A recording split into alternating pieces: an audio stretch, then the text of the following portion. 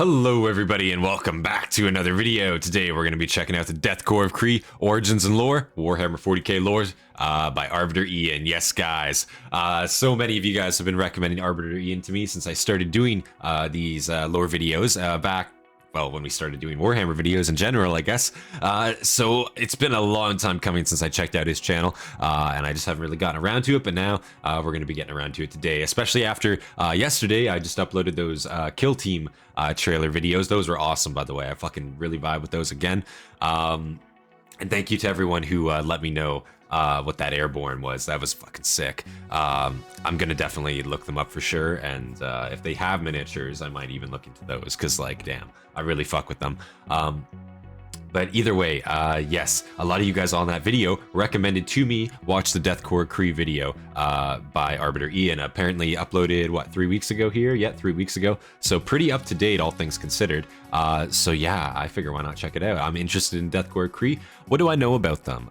Well, I know obviously they, you know, gas masks, helmets, they resemble kind of like World War I Germany in a sense. They have a very strong kind of resemblance to that.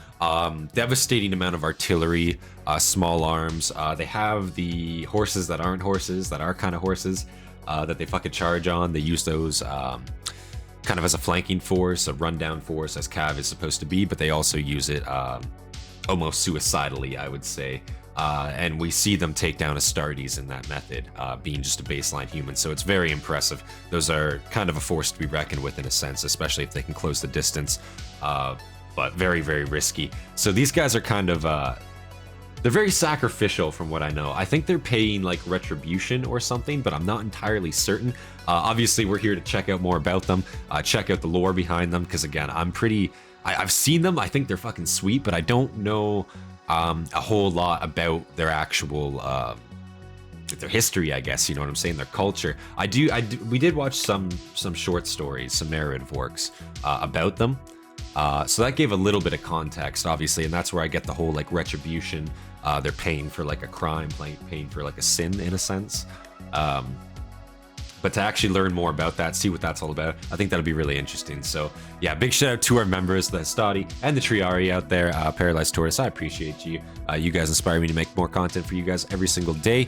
Yeah, come join the Discord, come join our Legion today. I love discussing things with you there, and I love seeing the interaction between you guys. It's awesome to watch our Discord grow, so come join it for sure.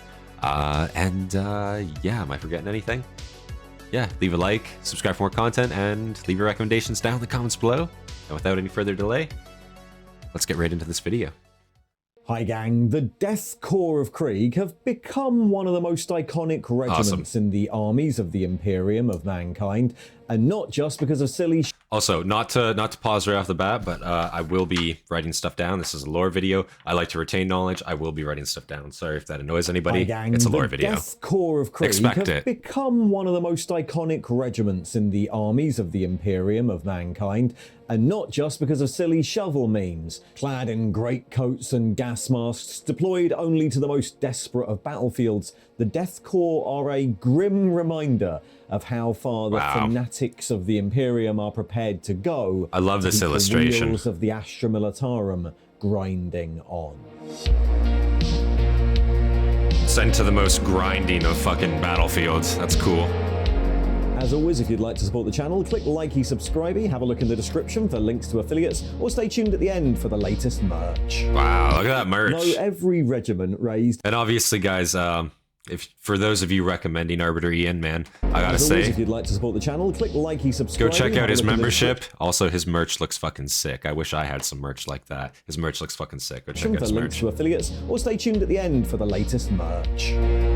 Though every regiment raised in the Imperium is somewhat different in appearance and tactics, the Kriegers are an anomaly, even within the great variety of the Imperial Guard. Grim, silent, gas-masked siege troopers, some of the most dogged and brutal warriors found in the service of the Emperor, and trained in an atomic wasteland, Krieg is a man-made death world that raises its soldiers to be fanatically devoted to the Emperor and teaches them only to seek death in his name. In battle, their regiments are deployed to the most hazardous environments imaginable. War zones quickly find themselves riddled with trenches and gun emplacements as the Death Korps dig in, always prepared to go over the top. That artillery is big. Those are like long toms on crack. Supported by suicidal grenadier assaults, mass cavalry charges, and the ever-present big guns of their artillery batteries. Millions die every year across the galaxy, all in the name of gaining just another inch of ground for the Emperor, and yet they still keep coming. For their homeworld, Krieg produces nothing but soldiers for the armies of the Imperium. Regiment after regiment after regiment, raised every year, every one of them indoctrinated into a cult of sacrifice that sees them seeking... Hold on, I'm sorry guys, I want to pause on that real quick. I love seeing compositions of squads, sections, and you know, obviously I know what the section for Canada would look like, so to just compare here, right? 2, 4, 6, 8, 10. So yeah, a section it's roughly the same size. A section usually is between 8 to 10 guys, 8 to 12, depending on what you're mobilizing out with. For me, it's usually, or for me, for what I did, it was usually 8. You know, light infantry kind of thing. But yeah, obviously weapons platoon, you got 4 people, 5 people. For us, it would be 3 kind of thing. It's very interesting just to see some like comparative works here. You know what I'm saying? Because obviously, like, it's pretty realistic. Like a weapon squad is usually 2, 3 guys, 4 guys. You know, you can really have as many necessarily as you want, right? That's obviously heavy weapon. You have support weapons, right? Yeah, fire support squad, 2 guys. Yeah, that's accurate. You know, it's just awesome to see. Like Warhammer, you know, it still keeps that sense of realism even on like the squad, the miniature level. You know, I think that's really sick, and obviously in lore as well. One of them indoctrinated into a cult of sacrifice that sees them seeking only death in the Emperor's cult of sacrifice, and this is all in the hope of atoning for their planet's ancient shame. For Krieg was not always a radioactive wasteland. Prior to M40, the world of Krieg was just another prosperous and industrious hive world within the bounds of the Imperium of Man, a thriving trading hub and manufacturing planet that was home to billions, ruled over by a noble caste known as the Autocrats, who govern the planet through a council of autocrats from all the major hive cities. Despite being called Krieg, the world was far from any war fronts and had known only peace, save for the regiments that it regularly raised and sent off to fight for the Astra Militarum, few of whom ever returned. However, as well as the usual issues that plague nobilities across the Imperium, indolence, petty vice, that sort of thing, the autocrats of Krieg were also extremely jealous of their own position and paranoid about either internal strife or outside invasion. And this led to them diverting much of the productivity of their planet towards defense, the strengthening of the defenses of the rival hive cities, the building up and maintenance of vast private armies, and even the construction of an orbiting ring of steel, a local war fleet to defend the planet. And that vast defense expenditure couldn't be tallied with the requirements of the imperial tithe. Yeah, I was gonna say that's pretty massive, all things considered. Obviously, you have to think like, you know, the Imperium wants its share, but also like them raising their own independent fleet in orbit as a planet, not as like, you know, an Astra Militarum fleet or like, you know, a Guard fleet or an Astartes fleet, because like those would make sense. A Mechanicus fleet would make sense, but this is an independent planet raising its own fleet. Is that unheard of?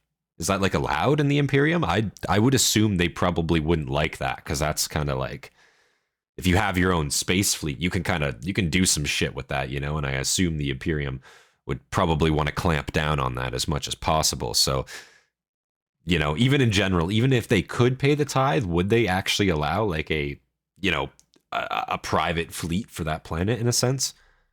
Somebody let me with the know. administratum demanding a significant portion of the world's productivity, often in the form of regiments of armed soldiers bound for the Imperial Guard.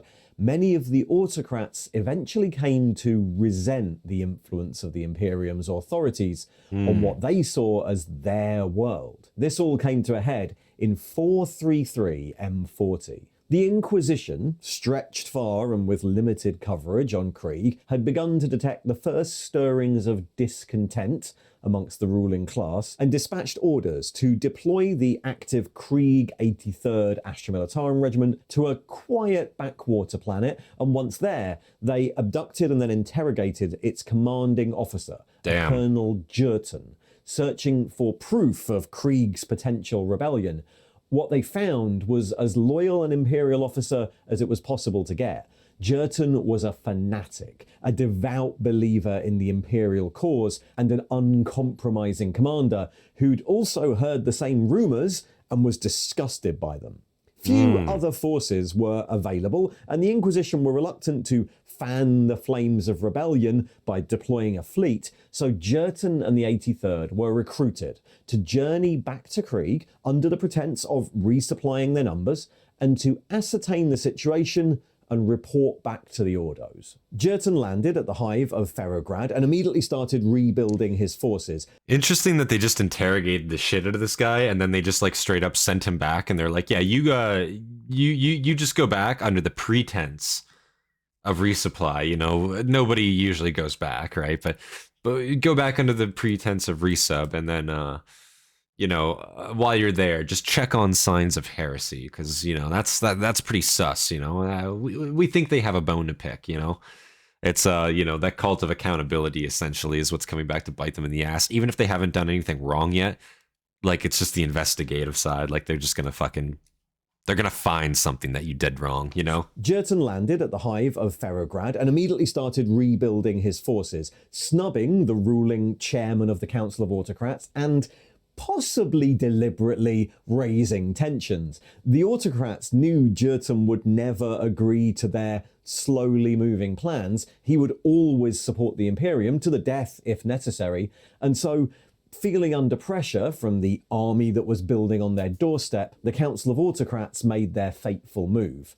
To the great and eternal shame of every Krieger to this day, the chairman of the Council of Autocrats, a man so hated that his name has since been scrubbed from all records, on the day of the Feast of the Emperor's Ascension, declared the planet's secession from the Imperium, placing the entire world under martial law and taking control of the planetary defense grid. That rebellion spread quickly through almost all of the major hives, and after a brief outburst of civil war, many of the other hives either enthusiastically joined with their ruler or capitulated to the opposing armies.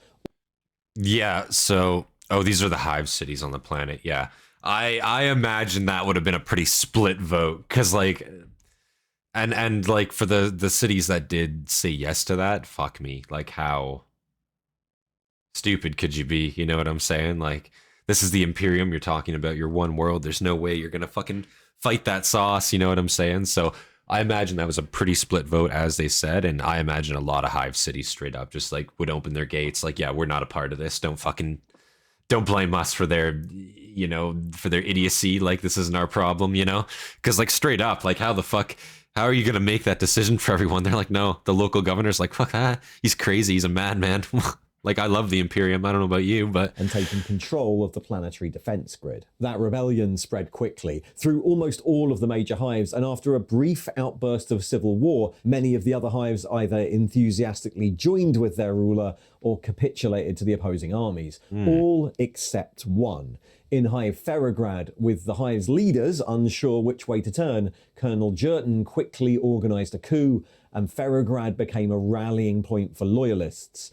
But by this point, those loyalist forces were hopelessly outnumbered. Jerton contacted the Imperium for aid, reporting back his findings, but with the planetary defense grid in the hands of the traitors, he was informed that no fleet of a sufficient size was available to break through the Ring of Steel and deliver reinforcements. The Imperium trusted Krieg to Jerton's best judgment. Of course, the war that then broke out continued for years, Jerton often leading his forces personally. Under his leadership... So I like how this is just like, yeah, the Imperium can't send a force to like get past their space force, their fleet.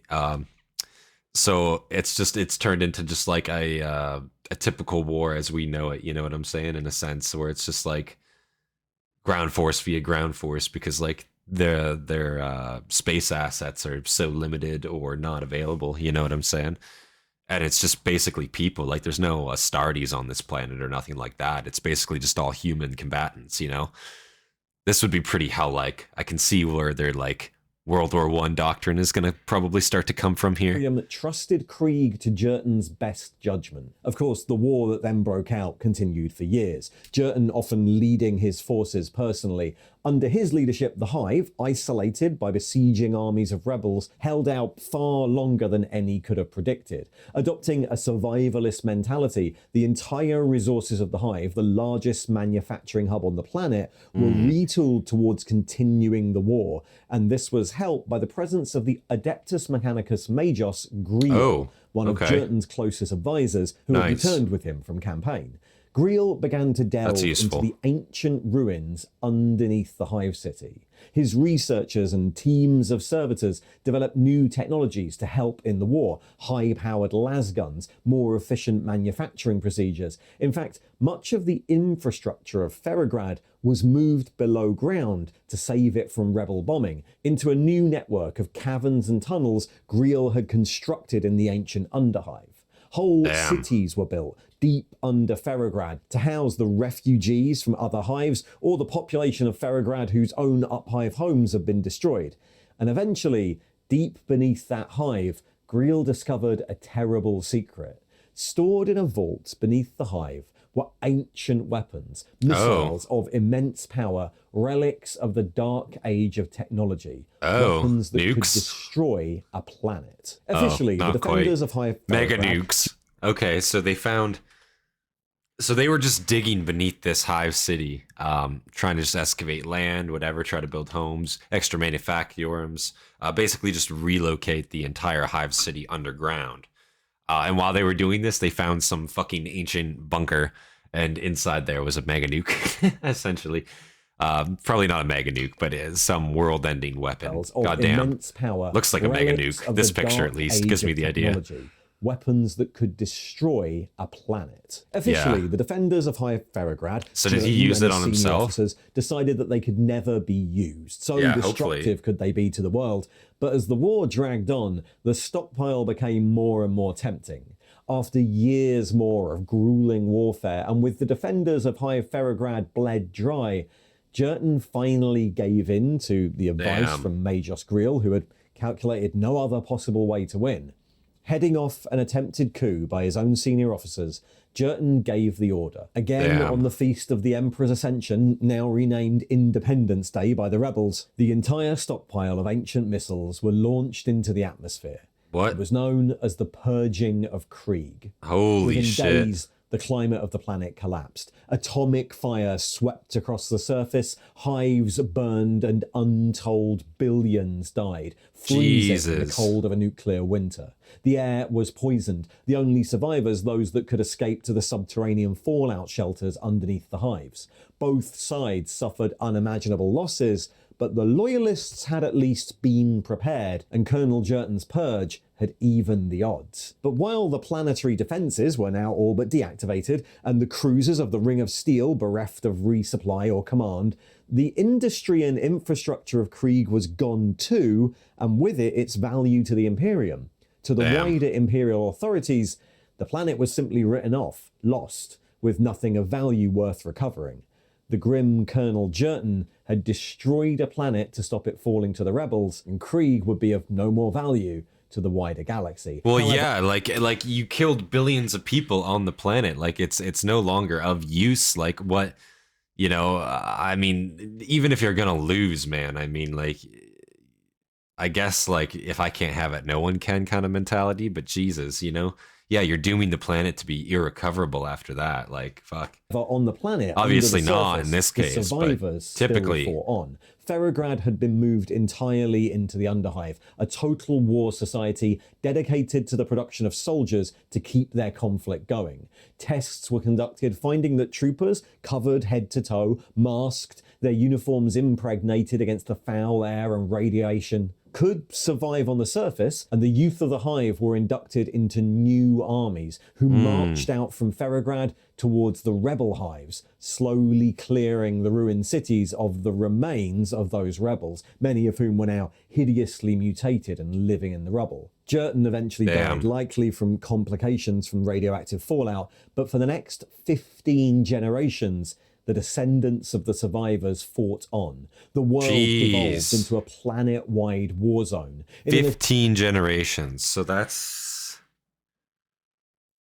what, like probably 300 to 500 years, maybe?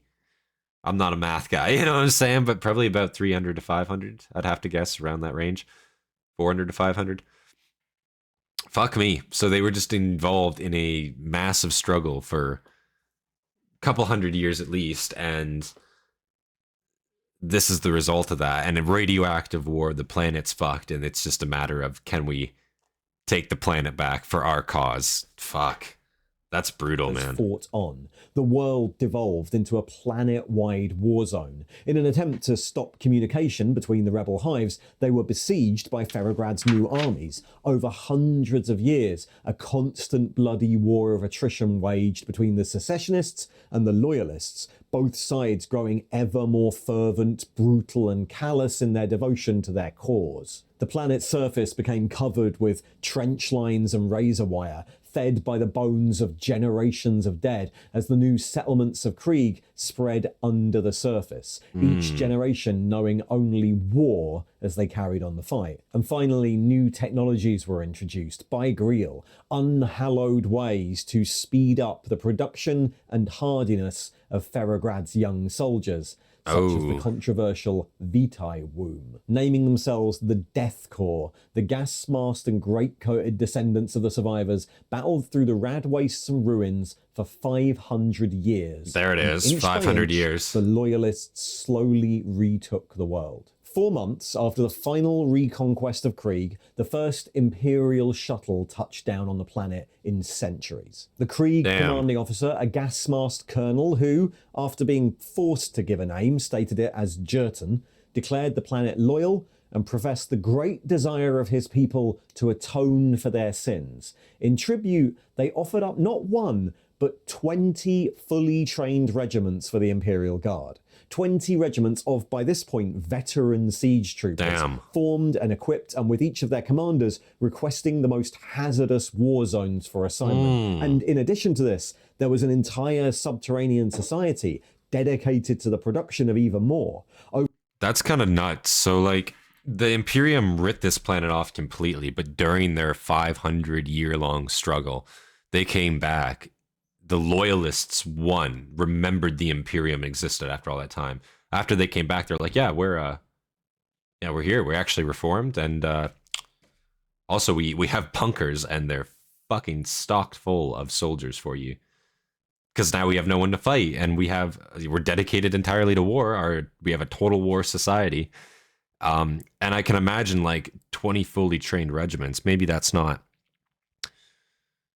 in the grand scheme of things, a ton, but that must be a good bulk of soldiers where they would be pretty, not entirely common, but you would see a lot of them after 20 regiments are deployed, you know, at once, and full capability to make more. Requesting the most hazardous war zones for assignment. And obviously they must need constant replenishment, there was an entire subterranean society dedicated to the production of even more. Over the 500 years of their war, the entirety of Krieg had been turned over to the production of arms, equipment, total war soldiers. society, Implacable, brutal soldiers, all indoctrinated to the point of fanaticism in the Imperial Creed and desperate to atone for the sins And of they their want clan. atonement Initial too, tests yeah. were conducted by the Inquisitor Lareth, whose report highlighted numerous questionable practices amongst these new Kriegers, but the Departmentum Unitorum, stretched for reinforcements as it was eager to just overlook those, and so, judging the planet to be overall loyal and compliant, Krieg was finally accepted back into the Imperial fold in 949 M41, and the more controversial sections of the Inquisitor's report were placed under the highest of security clearances. After some initial testing in which the soldiers of Krieg proved their worth again and again in the most horrific of environments, Krieg was taken directly under the Departmentum Unitorum's wing. The maximum tithe level was applied. Krieg's sole job now would be to produce regiments for the Astra Militarum and... See, they did too well, and now the Imperium is fucking just draining them. They're like, everything. We want it all. Give it to us, you know? Fuck. See, that's what happens if you do too well above quotas. Then they just expect more of you. Under the Departmentum Unitorum's wing. The maximum tithe level was applied. Krieg's sole job now would be to produce regiments for the Astra Militarum, and nothing would be allowed to interfere with this by order of the High Lords. Specialist Adeptus Mechanicus delegations were sent to speed up the production of corpsmen yet again. Dozens of oversized regiments would be raised every year, where a comparably sized planet might only raise one or two, and these would be deployed across the Imperium into the harshest of war zones, suffering the greatest rates of attrition, only to be replaced by more corpsmen fresh from the atomic wastelands of the planet. Krieg would finally get its chance to atone for its 500 years of heresy. Since then, the forces of the Death Korps of Krieg have been deployed by the Astra Militarum across the galaxy and have been proven to be exemplary soldiers, achieving victories in the face of impossible odds by dint of bloody sacrifice, endurance, desperate aggression, and unbreaking loyalty. Death Korps soldiers are subject to some of the harshest training methods in the Imperium of Man. Selected and trained from, let's say, birth, a corpsman, and the term can apply to either gender, is beaten into shape by a brutal regime of physical hardship and conditioning. Armies of training... Yeah, because they're like vat grown in a sense, right? What we saw there, they look like they were grown in vats for the most part. And their childhood is, you know, again, it's on a death world now at this point. Their life is spent underground unless they're a soldier. Then I'm assuming they get to go above ground, you know, because you have to be fully kitted, and it's probably so hostile out there that you wouldn't want to go anyway if you didn't have a weapon. So, yeah, I imagine it's a brutal training regimen. A corpsman, and the term can apply to either gender, Goddamn. is beaten into shape by a brutal regime of physical hardship and conditioning.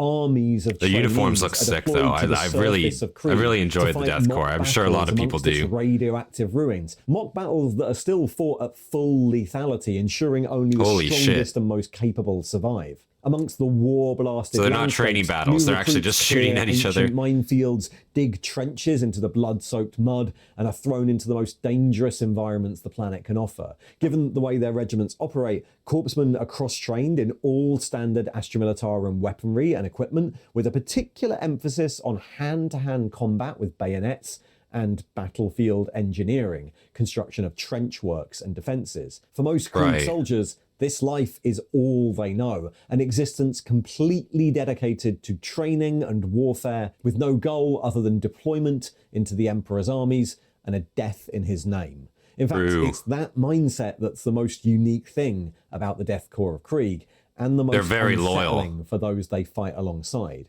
The training on Krieg, the entire culture, enforces and they're indoctrinated to such a degree that they remind me of Astartes in that sense. Like, a normal human would look at these guys and just think that they're emotionless and that they don't have like any sort of like, you know, empathy or anything like that, just because of their upbringing and just because of like how they're raised. You know, they're raised to die in battle, just the same as like an Astartes. Even though an Astartes is an initiate, obviously they have to become an Astartes. These guys are kind of born into it, you know, and they have the same attitude, I would imagine, as an Astartes would. But maybe that's just like a stereotype about them, you know? The thing about the Death Korps of Krieg, and the most unsettling for those they fight alongside.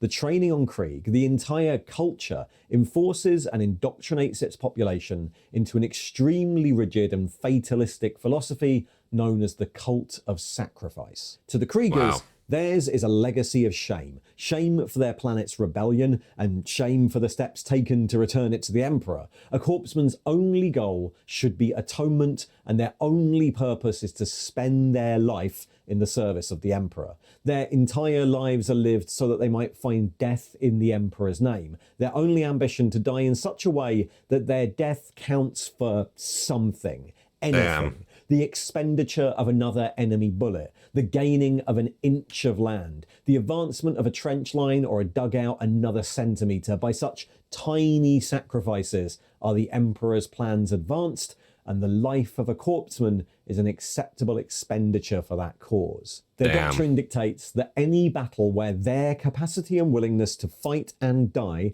outstrips that of the enemy is already won. Kriegers are raised not to fear death, but to seek it, to see it as the only goal in their extremely short lives. A dead Krieger is not mourned or given any respect at all by their comrades. They did their duty and they got their reward. Even those wounded enough to stop them immediately fighting are likely to be left for dead or given the Emperor's mercy by their comrades. For who are they to slow down the prosecution of a battle? The corpsmen raised by Krieg are educated exactly as much as is needed to follow orders and prosecute their... See, it's a weird thing to me because obviously, again, combat casualties, if you can repair a casualty, he has experience, you know, versus you have to train somebody. Obviously, in the scale they're doing it, I can see how it's less of an issue, perhaps. But still, then you're getting rid of all veteran soldiers, you know, like survival should still be the goal, you know, I think. Like at the end of the day, if you can prevent a casualty, definitely it should be prevented, because I would rather have an experienced soldier. It's just, he's usually probably going to fare better than a brand new recruit, even if that brand new recruit is pushed to the limits as much as like the recruits of Krieg are. An experienced soldier is probably always still going to do better. You know what I'm saying? By their comrades. So I can understand the doctrine, but also, you know, just because of how much production they have. Are educated exactly as much as is needed to follow orders and prosecute their wars. Their fanatical faith burned into them, and any independent thought heavily discouraged. Yeah. Corpsmen don't even have names. And obviously, I should say, to add on to that, like, yeah, they're totally trying to make up for what they did with that rebellion. 500 years of heresy. The loyalists won. The loyalists believe in the imperial truth that entire time, I'm assuming. So, you know, obviously, yeah, to them it'd be quite the fuck up for them, I imagine, you know. Any independent thought heavily discouraged. Corpsmen don't even have names, just identification numbers and ranks. Only their officers are ever granted names, and that's only because the Departamento Munitorum expects it. When they do have to choose a name, they often pick one from their own history, like the names of famed aides to Colonel Jerton, in honour of the people's hero. Unlike many planets, there's also no officer class or nobility in the Death Korps. Advancement is by dint of ability, or often mere survival. The Kriegers' self-sacrificing nature and the war zones they fight in means attrition is usually horrifically high, and it's common for the oldest surviving member of a squad to take on unit command as the Watchmaster, or be given a battlefield promotion to lieutenant, captain, and eventually colonel, sometimes incredibly quickly. Wow. Given the questionable age of corpsmen when they're initially deployed, the attrition rate of their regiments, and the tendency for fast battlefield promotion, this means that the command staff of a Krieg regiment might be very young compared to any other regiment. Kriegers have noted that they think of those who have stayed in service for years, even maybe a decade, as being old to the point of uselessness and well past the point where they should have given their lives for the Emperor. Wow. Promotion is considered a duty to be dourly accepted, another unwelcome extension of their worthless lives rather than an honour. And Krieg officers tend to issue medals or any other trapping of glory, often only adopting the minimum requirements for battlefield identification. Similarly, the general Krieg ranking scheme so they're not, they don't see, wow. So they really do just all view themselves as totally expendable. There's no such thing. And that's just like a personal view. It's not even like a doctrine. It is a doctrine. It's indoctrination totally. But it's like, they all just view themselves as completely expendable to the point where like they're not worth saving. As in they're all heretics still. That's kind of interesting. Wow. battlefield identification. Similarly, the general Krieg ranking scheme stops at colonel. While there are Krieg generals in the Astra Militarum, this is only, again, because of deference to Departmentum Unitorum conventions. In practice, Krieg officers are rarely comfortable holding any rank higher than colonel in respect of their ancient hero. All of this can make them difficult allies to fight alongside. That makes Kriegers sense. do not enjoy time off. They don't have recreation. They don't seem to have any camaraderie at all. Highly insular, emotionless, and taciturn, they barely laugh, barely talk in battle other than what is necessary, and they don't fraternize with other regiments. Allied soldiers are unlikely even to see their faces. Kriegers do not remove their gas masks any more than absolutely necessary. Living, fighting, and dying in the same rubberized mask and goggles, they're every inch covered in greatcoats and armor. Their masks are their uniform, and a corpsman is never off duty. At least, that's their excuse for never removing them. What personality the corpsmen do have tends to be self-deprecating. So so are they like mutants in a sense too? Like the way that they're grown? I bet you they're like, because like just the way like even their creation is top secret, right?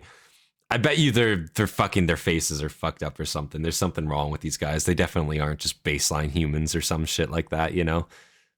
Like that's gotta be, and like they don't fraternize, they barely talk. They gotta be some type of mutant, you know what I'm saying? And if anybody knew that, besides like the highest rank of the Imperium, but they're so loyal, that's the thing. It's like, fuck, and they're useful.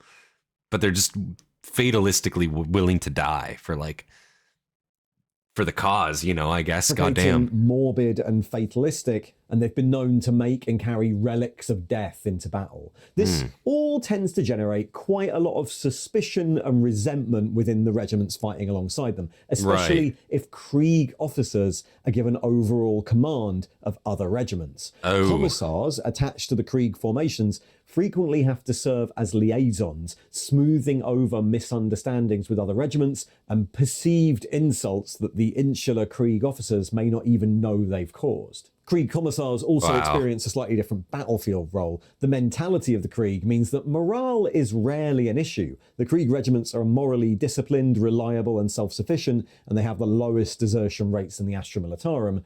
But the opposite is usually the problem. Krieg officers and units can be eager to the point of recklessness to spend their lives in the Emperor's service. I imagine any other regiments fighting alongside these guys must hate their fucking lives, especially if a Krieg commander is in overall charge, because it's like your life is worthless and there's no such thing as a time off or a break, and there's no time for recreation or camaraderie, which is just like something any other human would need, you know?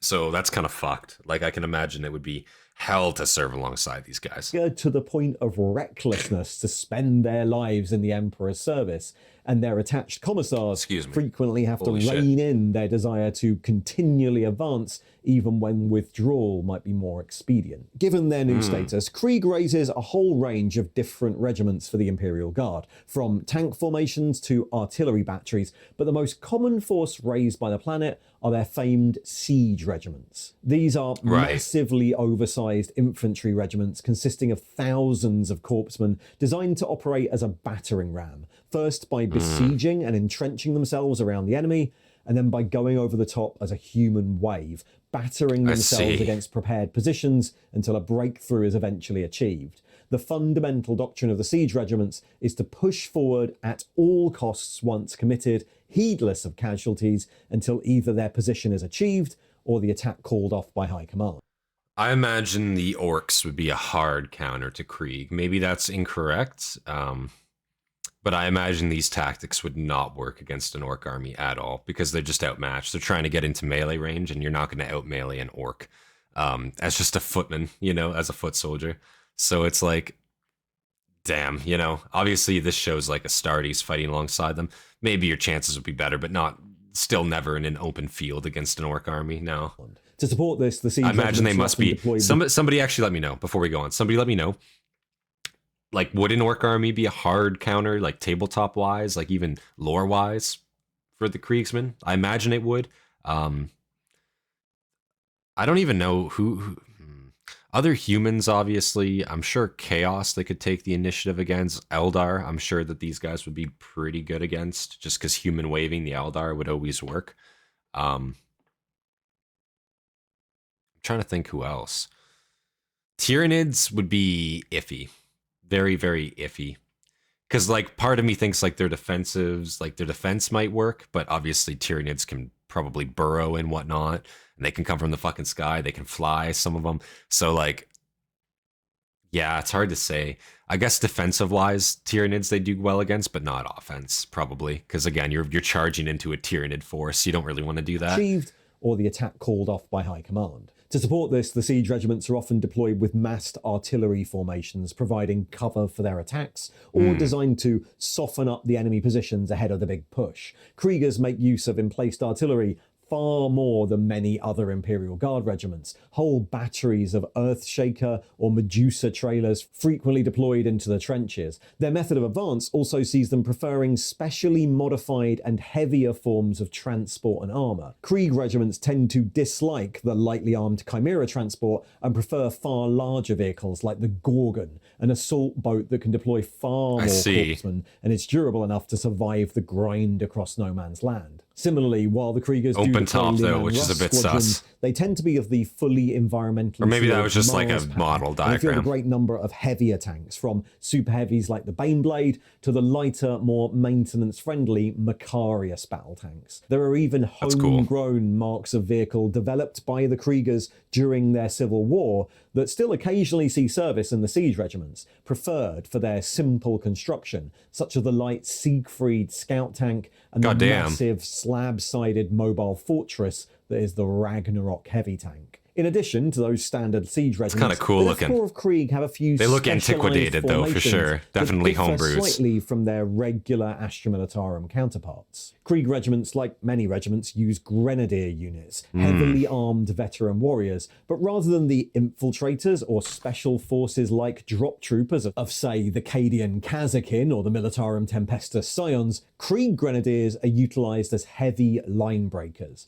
Promoted from the survivors of decimated squads, Krieg grenadiers consider themselves to have lived too long already martyred in the service of the Emperor, and to represent this, their gas masks are augmented with a death's head. They're given additional carapace plating over their regular uniforms and armed with heavy hellgun packs, and then used as the leading edge of an assault, deploying via fast-moving Centaur carriers to smash emplacements and assault key enemy points or to distract from the main attack. As could be expected, fatality rates amongst grenadiers are incredibly high, and their veteran status might only have been earned after a few months on the line, but it's still considered a high honour to be assigned to their ranks. The Krieg also make use of heavy cavalry in the form of their vaunted Death Rider squadrons. Although these are superficially similar to the Rough Riders used elsewhere in the Guard, the Death Riders are used very differently, partly because of their mounts, the Krieg steeds. Genetically modified from regular horses long ago during Krieg's Civil War,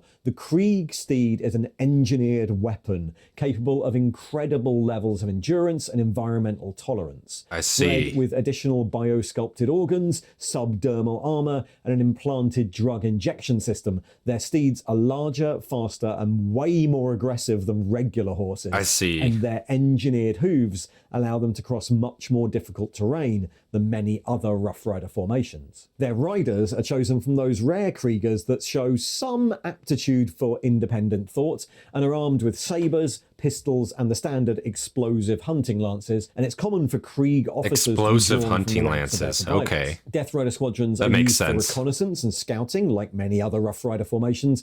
Maybe explosive, maybe not, but we definitely saw them take Astartes down, so I assume to puncture through there. Maybe they have like an explosive tip or something like that. I'm not too sure. These horses look fucking wild, though, that's for sure. They do look crazy looking. And obviously bioengineered, so they're not horses by any means, but like, wow. That makes a lot of sense from what we've seen, and durable as fuck, I'd assume. Like, these things look insane. Again, holy shit. And they even like tattoo the number, like scratch the number right into their skin. But they're also used in mass cavalry charges as heavy linebreaker units. One other difference in the standard Death Korps platoon is their lack of battlefield medics. All regular corpsmen are trained in the very basics of first aid, the very basics, but beyond that, the job of dealing with casualties and the wounded is handled by the position of quartermaster.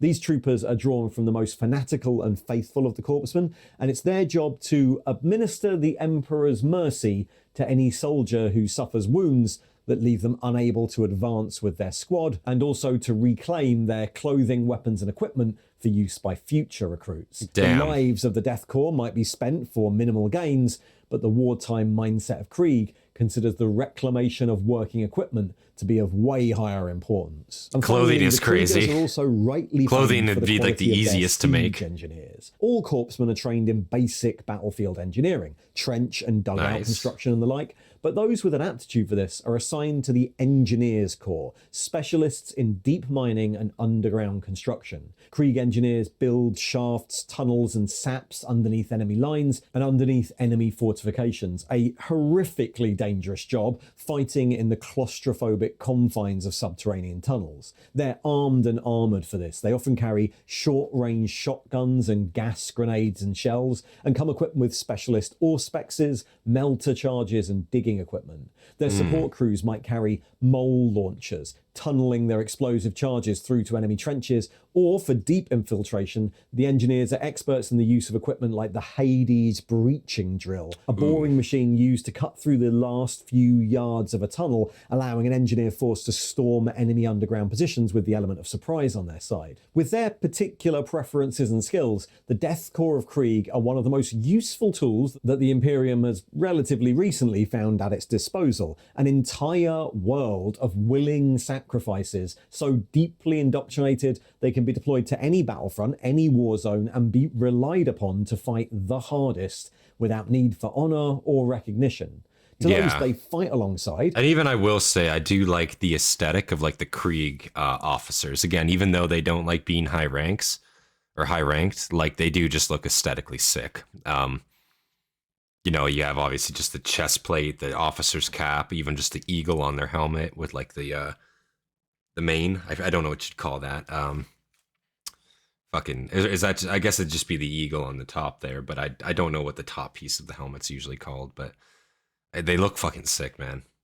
They might be faceless automatons, so indoctrinated they have no experience of what they're fighting for, barely relatable as fellow humans, but for the High Lords of Terror and the desperate requisitioners of the Departmentum Unitorum, they're model soldiers, the ideal of what an Imperial Guard regiment should be. And it's interesting to compare them to the other regiments of the game, both in-world and like off-screen. The Death Korps originally started life as an alternate colour scheme for the Armageddon Steel Legion range. They pop up in this early photo, Really? and then again in the 3rd edition Imperial Guard Codex here. The Steel Legion were released at the end of the 90s as the last in a series of guard regiments that were all themed around various 20th century armies, or rather themed around the gung-ho stereotypes of 20th century armies. Right. The sort you might find in action movies or comic books. Right. But at the start of the 2000s, there was a little bit of a split in how these old metal regiments should be continued. Whoa! What do you think the inspiration for them is, guys? Again, this was in the 90s, am I right? So they were the good guys at that time, right? 80s, 90s, they were the good guys. They were fighting the Soviets. On one hand, with the advent of multi-part plastic sets, the Cadians and the Yikes. Catachans both became the iconic poster regiments for the Imperial Guard in the main game. In fact, the Cadians were turned into something a bit like the Ultramarines, the most heroic, most professional, most emulated regiment in the entire Astra Militarum. But around the same time, Right. Forge World was beginning its Imperial Armour series, which took a much darker, much more historically realistic look at 40k, and it was in the 4th Imperial Armour book, The Siege of Vrax, that the Death Korps returned, now as a full... Some of you guys have told me to go and check out the Siege of Vrax. Apparently there's some good videos on it. I think Arbiter Ian actually has a video on it that some of you guys recommended to me. Let me know if you want me to check that out.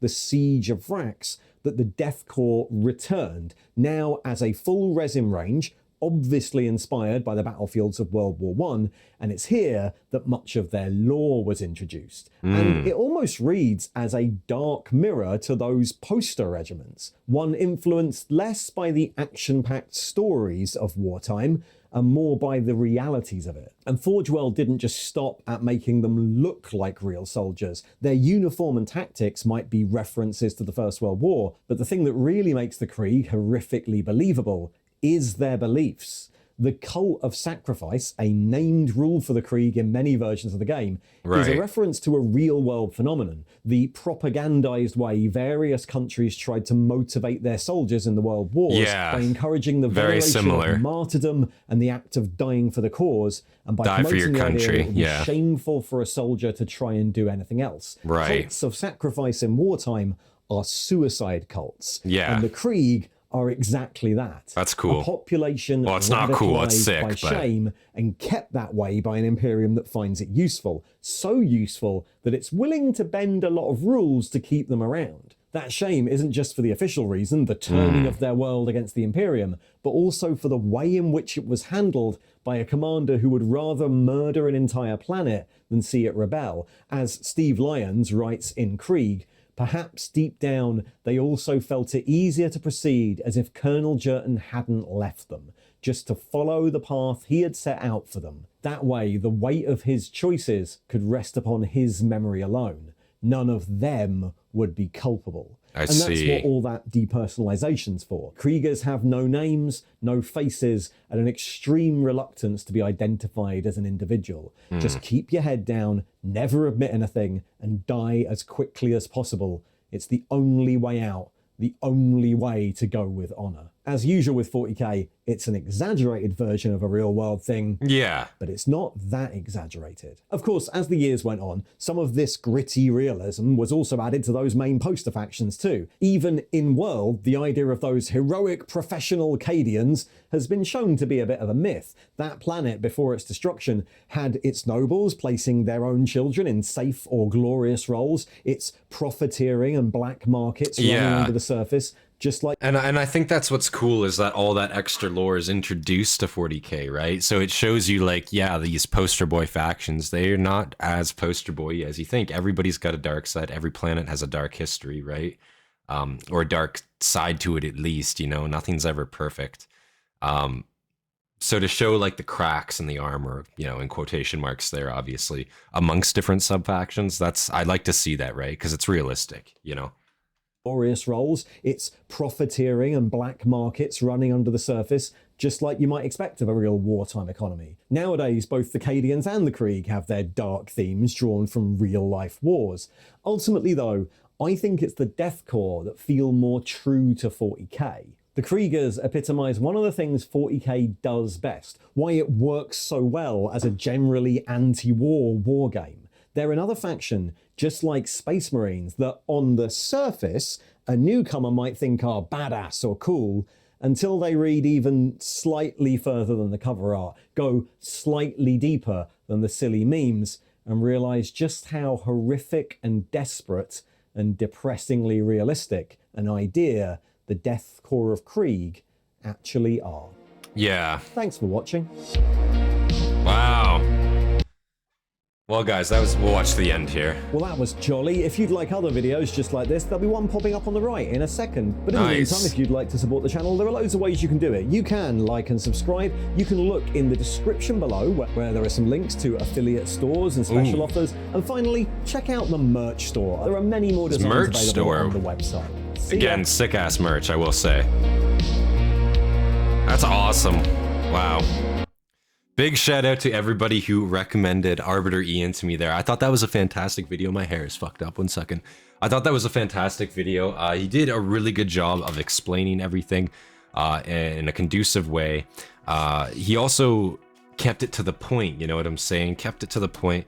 Kept it very fast-paced, you know what I'm saying? So he didn't beat around the bush. He told you what you're there to learn, the facts about this, and then from there you go on. And this was 3 weeks ago, so I think it's fantastic. that we got kind of an updated look at the Krieg, because a lot of you guys are saying like some of the information can be a bit dated depending on when you watch it, because apparently there's a lot of recent Krieg, Death Korps Krieg content released. So I don't know how true that is, but obviously it's nice to check out a more recent video and see for ourselves, you know. So yeah, guys, if you enjoyed the video, leave a like, subscribe for more content from me, and leave your recommendations down in the comments below. Come join our Discord, be a part of the discussions, and yeah, come join the Discord, guys. I like seeing you there. And yeah, big shout out to our members, all of the Hastati and our Triarii out there, Paralyzed, Tortoise. I appreciate you. You guys inspired me to make more content for you guys every single day. So yeah, guys, with that, this has been Centurion, and I will see you guys in the next one. Peace, guys.